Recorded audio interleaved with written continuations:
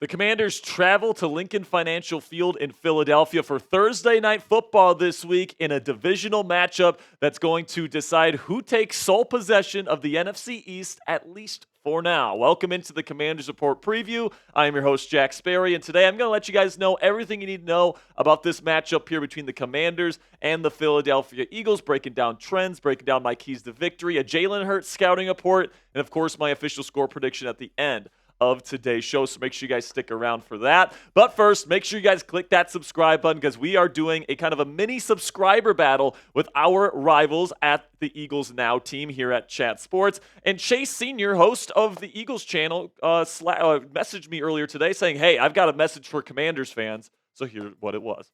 For the first time in a long time, this Eagles-Commanders game actually means something because both of these teams are legit. Congratulations, Washington, on finally being relevant. Jane Daniels off to a good start. Really like what Cliff Kingsbury is doing. The 7-3 record, it's cute. But you're coming into Philadelphia, Thursday Night Football. Lincoln Financial Field is going to be popping. And the Eagles are the hottest team in the NFL, having won 5 games in a row. You think you're going to take over sole possession of first place in the NFC East? No chance. Go Birds. Eagles win. Suck it, commies.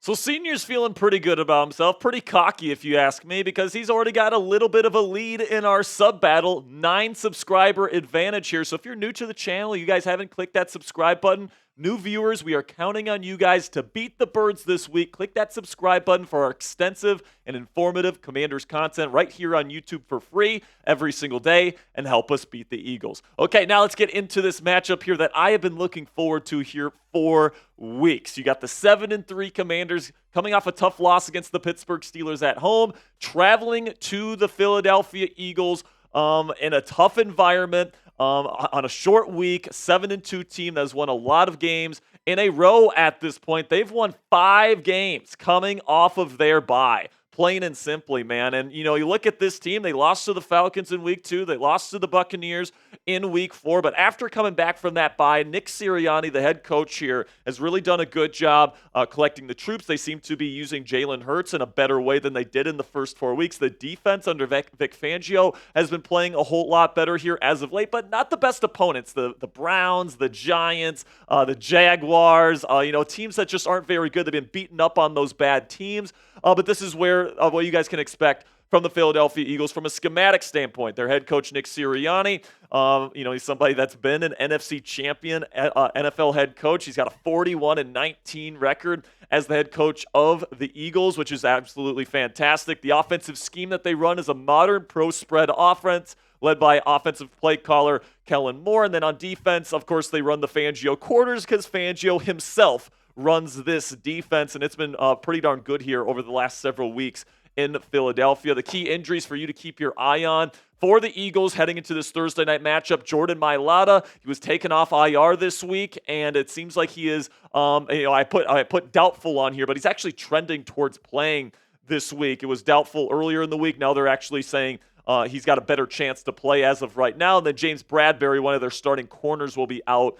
He's on IR with a lower leg injury. So let's go over the Eagles offense here because it's kind of high-flying when they go up against bad defenses, okay? That's what we've seen over the last several weeks, the Cowboys, the Giants, etc. Jalen Hurts is their quarterback. He's been playing MVP-caliber football here over the last 3 or 4 weeks or so. Saquon Barkley is the running back they splurged on in free agency. He's been phenomenal this year. A.J. Brown has dealt with some injuries, but when he's been in, he's been dominant as he always is. And then they got Devontae Smith and Dallas Goedert as their other receiving weapons. You take a look at the O-line, Pro Football Focus grades and ranks. If it's Fred Johnson, which it doesn't look like it's going to be, it looks like it's going to be Jordan Mailata, who's a lot better. But if it is Fred Johnson, he's going to be the weak spot that you have to take advantage of. But overall, as always, this Philadelphia Eagles offensive line is very, very sturdy. Now, I would say it's not as good as it's been in years past with Jason Kelce not on this football team. Mekhi Becton is just okay. There's a lot of pretty good pieces to this offensive line, but it's not as dominant as it has been in years past. You look at the stat comparison here and the team trends between these two teams this year on offense and defense. The Eagles' offense is currently 7th in points per game allowed. The Commanders are 12th in scoring defense right now. But you guys can see here with the comparison, the Eagles' offense certainly have the advantage in all these categories here, which means that the Eagles are probably going to score quite a bit in this football game, especially because they're home. The trends predict right now that the Philadelphia Eagles will score about 24 points when you cross-reference the Eagles' points per game and the Commanders' points per game allowed. Now we shift to the defensive side of the ball, where the Eagles are actually playing really good football here as of late. They kind of started off slow, as Fangio defenses kind of are, because if you know anything about the Fangio defense, it really does rely on communication and chemistry, and it takes time to build that. So Jalen Carter is a dominant interior pass rusher, and then their quarterback trio, even with James Bradbury out of the lineup, is really good. They got two rookies in Quinyon Mitchell and Cooper DeJean that I was super high on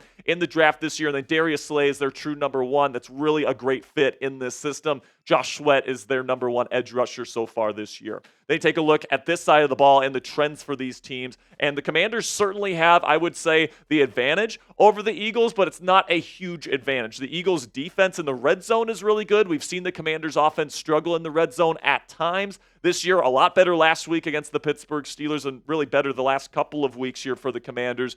But the Eagles right now, they don't really allow that many yards either. Just second in yards per play allowed. So that's certainly something to keep your eye on right now. Fourth in scoring offense are the Commanders, and then sixth in points per game allowed are the Eagles. And you take a look here at the points per game trends, and that would predict about 23 points for the Washington Commanders heading into this Week 11 matchup. And if you combined what the trends predict for these two offenses, it predicts a very close 24-23 victory for the Philadelphia Eagles.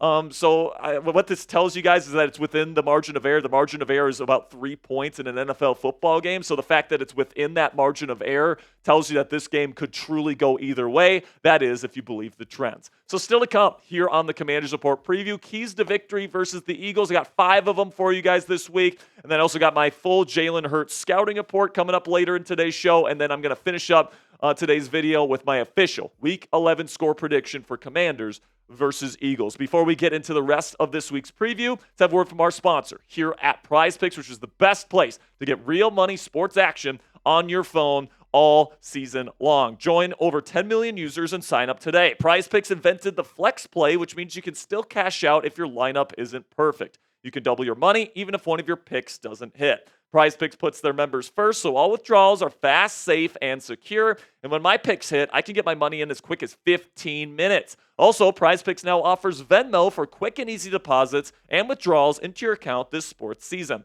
Sign up today and get $50 instantly when you just play your first $5 lineup. You don't even need to win to receive the $50 bonus. It's guaranteed. Prize Picks also offers weekly promotions that can lead to big payouts like Taco Tuesday, where every Tuesday, Prize Picks discounts select player projections up to 25% to provide even more value for your lineups. And guys, it's not just football. You can do baseball. You can do basketball. You can do hockey with those sports starting to get going here. And you can also do fights and stuff like that. So you guys can do, John Jones. I'm taking the less on him with the fight time. I'm going to take the more with Bo Nickel. With the significant strikes, I'm going to take the less on Veronica Hardy with the significant strikes as well. So if you guys want to get a Prize Picks projection in today and make some money on your sports opinions, download the Prize Picks app today and use code CLNS to get $50 instantly after you play your first $5 lineup. That's $50 instantly when you use code CLNS after playing your first $5 lineup on the Prize Picks app today. Prize Picks, run your game. So here are my 6 weekly keys to winning any NFL football game for the Washington Commanders or just about any other football team. If you can do these 6 things, you're going to win the football game, all right? If you can win the line of scrimmage, that's going to be big for you. If you can win on 3rd and 4th down, if you can win in the red zone, if you win the turnover battle, you don't beat yourself with stupid penalties and turnovers, and then you make the play in the 4th quarter to completely end the football game. Those are the things that you need to do in order to win games in the National Football League. Those are always going to be keys to victory for the Washington Commanders, including in this one. But now let's talk about the more specific keys to beating the Philadelphia Eagles, all right? And the first one centers around quarterback Jalen Hurts. And you got to keep him in the bucket. And if you're not familiar with the bucket, let me explain to you what that means. When you have a rushing quarterback like a Kyler Murray, like a Jaden Daniels, like a Lamar Jackson, or like a Jalen Hurts, you do not want them to leak outside of the pocket, because when you have a leaky bucket, that's not very good. The same thing goes for the pocket here when you have a rushing quarterback, as they can kill you with their legs. And that is what Jalen Hurts can do, man. He likes to run outside of the pocket. His pocket presence is actually one of the worst in football. He leaves clean pockets all the time if you take away his first read, and you can really take advantage of that. But Jalen Hurts has been playing great football as of late because he's got a really good offensive line. He's got great skill players around him. He can really throw with great touch down the field. He's got a great arc to his deep ball. And also, the playmaking outside of the pocket is pretty darn good. He plays with good vision, plays with good instincts outside of the pocket, and that's really where he's most comfortable. And where he's not comfortable is throwing from the pocket outside of his first read. He is a good NFL starting quarterback, but there are some limitations to his game. So here's how you defend Hurts, okay? You do 3 things against him. You contain rush. You do not let him go outside of the pocket where he's most comfortable. Number 2, you take away the deep sideline. That's easier said than done with guys like Devontae Smith and A.J. Brown. But if you can take away that first read and you have safety help over top, that can certainly help. Then also you can take away the quick slant in the screen game for Philly. That's going to be a big help as well. So those are really the keys to defending a Jalen Hurts-led passing offense. That's what the Commanders need to do this week if they want to win this football game. Because, like I said, if you take away the stuff that he likes, the deep balls down the sideline, the quick slants, the screen game, and the stuff outside of the pocket, you take away those 4 things, and you're going to be very successful against Jalen Hurts. Now, it's easier said than done because this is a very talented Philadelphia Eagles team.